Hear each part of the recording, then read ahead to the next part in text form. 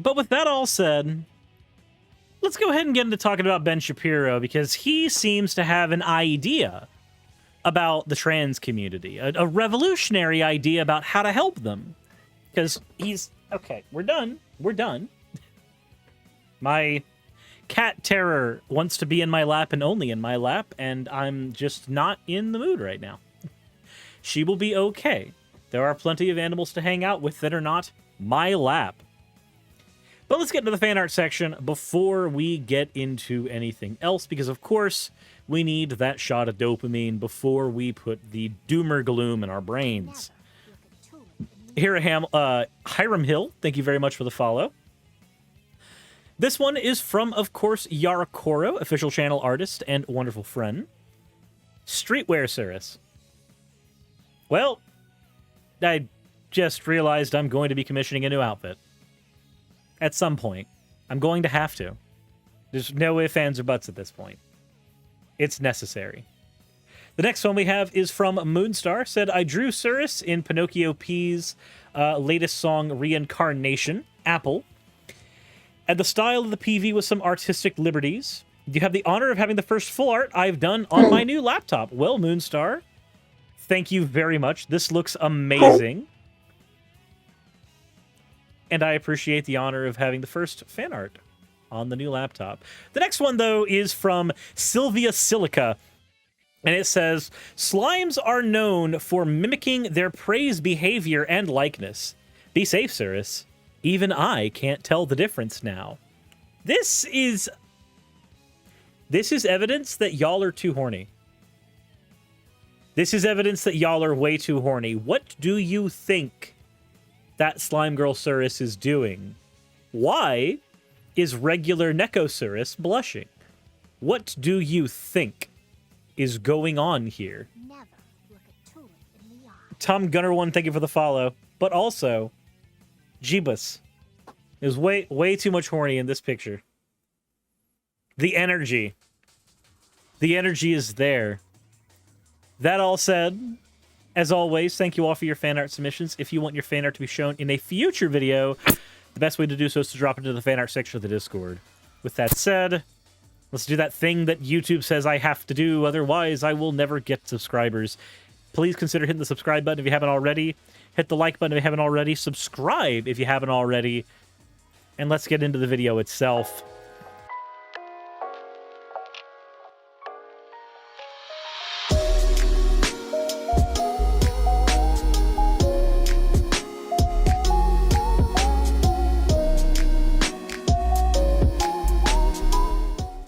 Noted philosopher and incredibly smart man, Ben Shapiro, has some choice words. And this is always the threat that the left likes to bring, and it starts in academia, it bleeds all the way down. The idea is that if you make an argument based in fact that you're going to cause somebody else to commit suicide. Now, in American law... Wait, an argument based in fact. What is the fact? What is the specific fact at play here? Because when you say based in fact, I need to know what fact we're talking about, and if that even is a fact. But let's continue. And in law, typically, the idea that you can cause someone else to commit suicide is pretty dicey territory generally. And you actually have some pretty specific evidence saying that somebody is telling somebody to commit suicide in order to even attempt to hold them accountable for their commission of suicide. Because okay, but that's in law. Ben, you understand that in law, we're looking for things like manslaughter or murder. We're not looking for things like somebody who committed suicide because they were abused in their workplace and their coworker did horrible things to them. We're not looking for that. For instance, generally speaking, if somebody commits suicide after a rape, we tend to prosecute on the rape alone, and we don't tend to prosecute on the suicide as well. Invariably, it can be argued that the rape caused the person enough grief that they wanted to commit suicide. That's a thing that needs to be, accepted and understood there. But no, arguing that this thing doesn't work this way in United States law isn't an argument. I could make an argument for the existence of slavery and why it is a moral good by utilizing United States law. because at one point it was United States law for slavery to be legal. I could say, what are you talking about? Slavery isn't bad. Don't you see? On the books here in the United States, slavery is legal. The point isn't that it is or is not legal, Ben. The point is moral culpability. You, as somebody who peddles the shit you do on your platform, increase the likelihood that stochastically more people will peddle the exact same shit because they look to you as an authority figure. As such, when you say the things you do on your platform, and then people do things based on the things you say, you are culpable. Because the things you said led to harm. Now, no, I'm not saying you are responsible. At the end of the day, responsibility is on the person who actually committed any particular act. But if we are to argue that you were not a part of that conundrum, if we were to argue that you were not a part of that environment that led to that, we would be lying. Remember, responsibility is just what it says it is. You are directly responsible for a thing. A thing is your fault. But you're culpable if you share the blame. And Ben Shapiro, when you say things on your platform that get parroted by other people, you have to share in that blame. If I say something on my platform that causes somebody harm, I share a part in that blame. Because there's an intervening actor, namely the person who's committing the suicide. Okay. The generalized point the left tries to make is that if you say that a man is a man and a woman is a woman, a bunch of people who believe they are members of the opposite sex will be so despondent about the fact that biological reality exists and that you are saying it. Not even that it exists, that you're saying it. That they're going to go commit suicide. No, that's not the argument. Ben, so Ben is the type of person that can take all nuance out of an argument and boil it down to where it's not even the argument people are making anymore at all.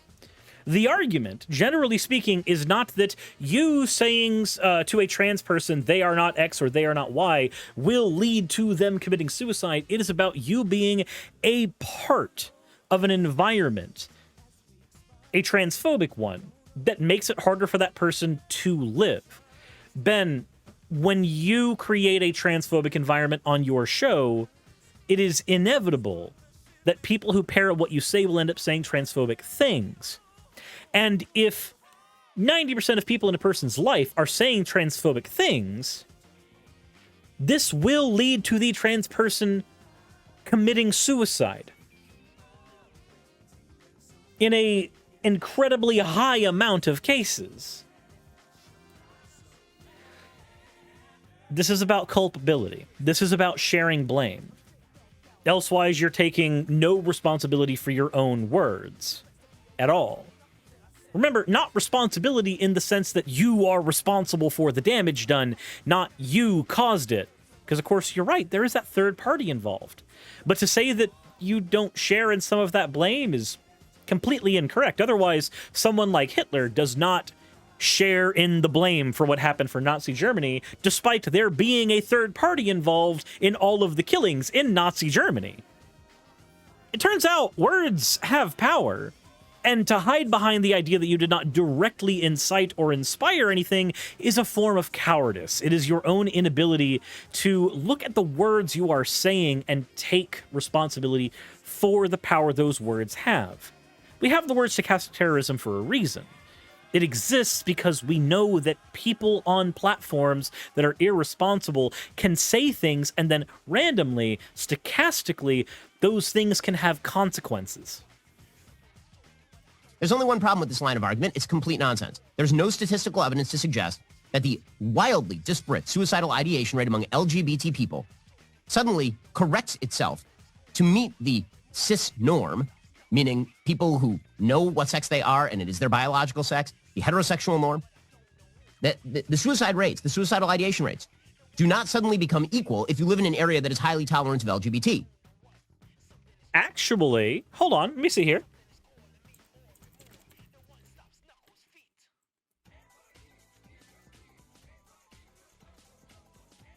Let's see here. I wonder, would it be interesting if Ben Shapiro were shown to be incorrect from the American Psychological Association? And for the information to be as new as 8 months ago? Wouldn't it be interesting if there were perhaps writing on this that could show that you lower the risk of depression and suicide rates in less restrictive societies? Wouldn't it be weird? Wouldn't it be strange? Wouldn't it be so fucking awkward if we had already done the science on this? Wouldn't it be just so fucking awkward if we as a society had thought about this problem beforehand and then subsequently done a study to determine what actually is the best course of action when it comes to LGBTQ people who are largely minorities in most of the world? Wouldn't it be so weird if we did a study to figure out what kind of environment lowers their risks of depression and suicide? Wouldn't it be strange if we had ever actually taken time to do that kind of research? Boy. You know, Ben, I think it would be very awkward for us to do that kind of important, introspective research on issues like this, because by doing that research, we have to first admit there's maybe a bit of a problem, and then we need to look for a solution on how to address it. And, you know, it would seem weird to me if maybe there was an article from the American Psychological Association, potentially written November 15th of 2021, that actually happens to say exactly the opposite of what you're saying on your platform, live in front of hundreds upon thousands of people. Wouldn't it be so weird if science didn't agree with you, Ben Shapiro? Boy, I don't know how to feel. I don't know what I would even say to you if you were wrong about something like that.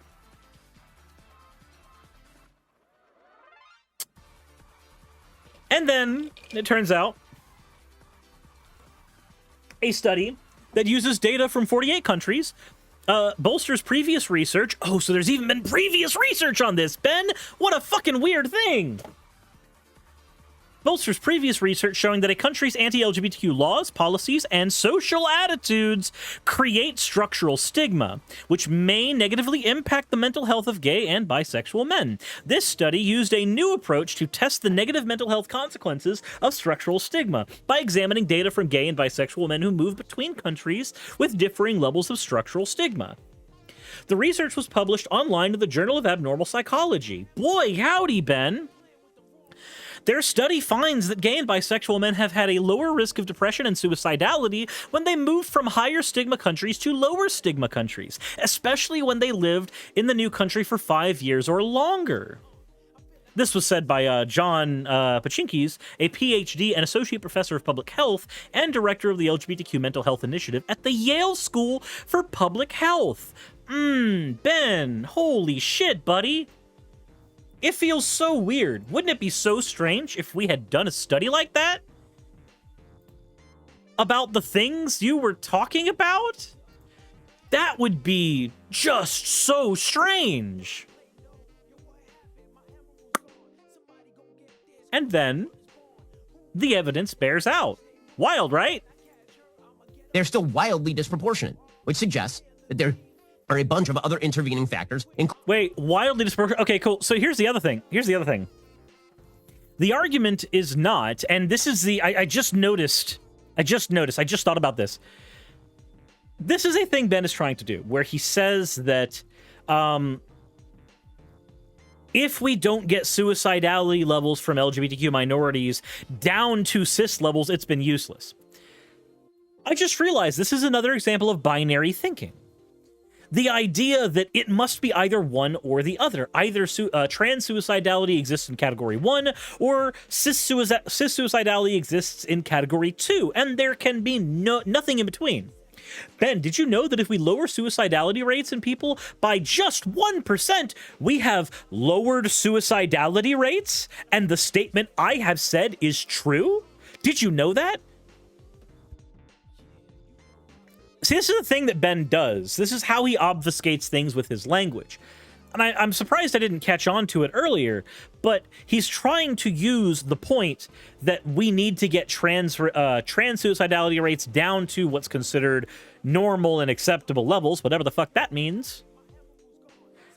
And I agree with that statement, but if we accept the fact that creating more inclusive environments lowers their suicidality rates by any percentage, hopefully he would agree with that, by any percentage, then that's enough. That is good.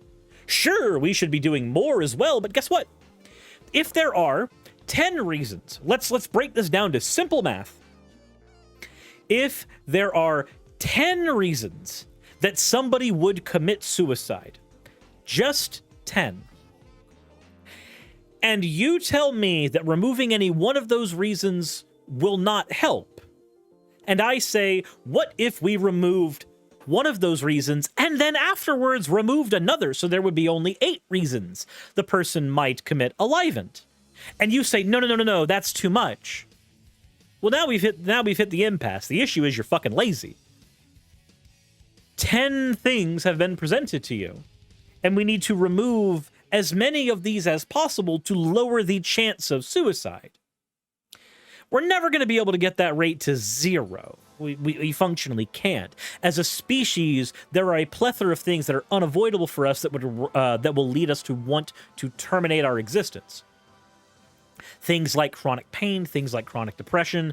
These are things that we can fight, sure, but our ability to overcome them at present is pretty limited. What Ben wants you to believe is it's not worth removing any of those reasons a person might commit suicide because the other reasons exist. But if, say, my reasons for suicide are my financial situation sucks, my family hates me, my girlfriend just left me, my child, I'm not allowed to see my child, and on top of that, I have dysphoria. Let's say these are my 5 reasons why. So you're saying I should not improve my financial situation. I should not seek another relationship. I should not try to visit my child. I should not do all of these things because the other ones exist. Despite the fact that improving any one of these things in my life will lower my chance of suicide. That's the argument Ben Shapiro is presenting here. It is an argument based in non-nuanced binaries. It does you no good. Lowering the percentage chance of suicidality is enough. That is a good enough argument for changing the way you operate. Lowering the chance you will cause someone to commit suicide. Lowering the chance is enough of a reason. Including serious comorbidities with regard to anxiety and depression that attend upon LGBT identity. Why do you think LGBTQ people might have a higher rate of suicidality and depression, Ben? We're talking about comorbidities with depression and LGBTQ people. Wouldn't it be weird, Ben, if a study had been done on this showing that risks of depression actually lowered in less restrictive societies? Wouldn't that be weird, Ben? If you want to bring up depression, I'm perfectly fine with you adding more ammunition into my gun. But it would be very strange if the research had already been done for you. Felicia Angel, I see what you said about that being a wrong button. I will go ahead and refund your armistice call if you truly did not mean to call for an armistice. Let me go ahead and do that real quick while I'm thinking about it. This is just vax reasoning applied to trans people. Yeah, it's just that. It's the anti-vax reasoning. If we can't get it to 0, it's useless. That's all that is. It's like saying you shouldn't wear a bulletproof vest because a bulletproof vest does not decrease your chance of being killed by a gun to 0. Therefore, you should not have a bulletproof vest. despite the fact that a bulletproof vest will increase your likelihood of survival by a percentage, and by increasing your likelihood of survival by a percentage, the bulletproof vest does enough. Quethum, thank you for redeeming your points for an owl. Owl.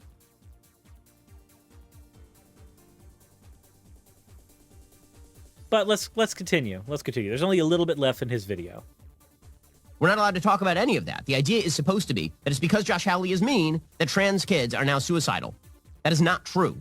Again, you're boiling things down to their most basic as opposed to accepting them as they exist in reality. You contributing to an environment of, hey, Felicia Angel, I swear to fuck I was just nice to you, and then you decided to fucking betray me? Why? We're talking about Ben goddamn Shapiro. We're trying to talk about serious things. We're literally talking about suicide. And of all the times you decided, again, wrong but really, wrong button. No, this was the right button. That's the right. You said that was the right button this time. This was the right button. No. You get what you want. Oh my God. Iracubella, I swear to fuck. I will end the both of you. Felicia Angel for 50,001 channel points.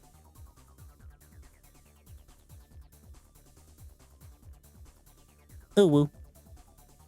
Ooh woo. Fucking hell. Azu Kratzi has just dropped the shields, though. Get fucked. One of those went through. But one got blocked. One got fucking blocked. No. I am protected. I am safe. Nothing bad ever happens to me on my stream. I'm lying. I'm lying right there. I'm lying.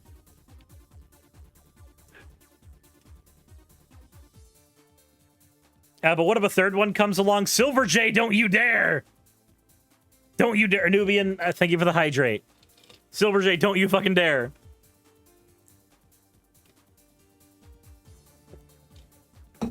I swear to God.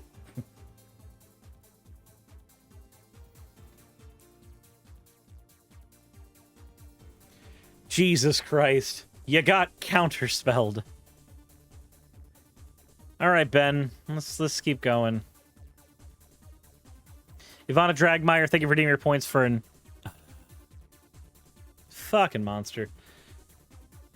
Do OWO shields block that? OWO shields are specifically for the other thing. There's no evidence to that idea. And by the way, even were that true, okay, so he's just gonna bite the bullet. Let's hear his full thing. it would not mean that it is now Josh Hawley's job to lie. Truth matters in a society. Cool. Can you accept the truth that trans women are women and trans men are men? Because the science agrees with that. Scientific fields in psychology, in gender studies, in biology, most neuroscience fields, actually, and most sociological fields all pretty unilaterally agree that being trans is a thing people can be. That is a phenomenon that happens in the human brain. It's part of our identity. Like, gender is part of our identity. It's a thing we created, and now we're stuck with it. So, can you accept that truth? Like, this is the only thing people like Ben can do at this point. They stomp their feet on the ground and wave their hands and yell that they have truth, but then when actual evidence is meant to be presented, they don't really have anything there. Or at least they have stuff from not really notable sources like, say, Fox News or the Heritage Foundation. Places that expressly agree with them, but, you know, Ben, I can find sources that expressly agree that the world is 6,000 years old. All I have to do is go to the Creation Institute. It's not difficult for me to find a source that merely agrees with me. What matters is what the consensus in scientific fields are, not what a single source can say. And if study after study after study shows that you're incorrect, well, then all we do is we get the situation that happened where Ben told somebody in his audience that when they pointed out to him that the DSM doesn't agree with him, he said, then the DSM is wrong. Now we have that situation again, where Ben is presented with the sources, but magically the DSM-4 has to be correct and the DSM-5 can't be correct, merely because Ben wants to use the one that says something is a disorder versus the one that has stopped categorizing it that way. Which, by the way, we did this shit during the conversion therapy days, right? When conversion therapy was in vogue, being LGBTQ in any way, shape, or form was considered a mental disorder, and after the DSM-3, it stopped being considered that because it never really was one. And the reason that that happened was people showed proof that it was just as normal, just as natural, and it didn't cause any issues. The only issue was issues were caused to people. But if you want more information on that, my Dangers of Woo series, that I really need to make another episode in, actually has a video on conversion therapy, its history, and even a story about how Sigmund Freud was one of the good guys. And if you don't want to go watch that episode, don't worry. Much like the Discount Hoven Omnibus episode, we're going to be doing a Dangers of Woo Omnibus episode that goes through every Dangers of Woo episode, compiled for your convenience in one gigantic... It's as long as a goddamn movie at that point. But that is a thing that is going to be made for people who want to binge that entire series very easily with no interruptions in between. But Ben, finish your thought. Finish the thing you're saying. I love it when you're wrong. It gives me content. If some people are unable to handle truth, and this causes them to be more mentally ill or more suicidal, that is not the fault of the truth. We're going to have to find some different solutions. The solution is not society-wide falsehoods. Well, it's not a society-wide falsehood to say that trans men are men and trans women are women. That's just kind of an accepted thing in scientific fields that are relative to those statements. Ben fights incredibly hard against these things because his target audience needs him to. Ben is a character who, while he probably believes everything he says, let's face it, he's been bought out by conservative funding for the longest time. Yeah, relevant fields, not relative fields. Sorry, the research is not being done exclusively in Alabama.